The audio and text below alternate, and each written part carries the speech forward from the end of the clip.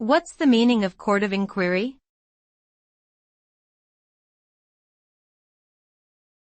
Court of inquiry.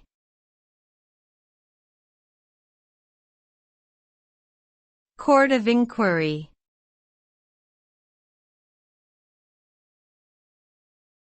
Court of inquiry.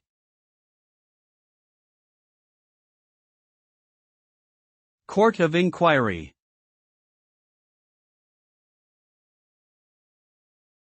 A court of inquiry is a judicial procedure conducted to investigate and determine the facts of a particular matter or incident. It is usually convened to ascertain the cause of a public disaster, a military event, or a civil disturbance. The proceedings are conducted by a panel of judges or investigators who hear evidence and testimony from witnesses and examine documents and other relevant materials. The result of a court of inquiry is a report that presents the findings of fact and may make recommendations for further action or legal proceedings if necessary.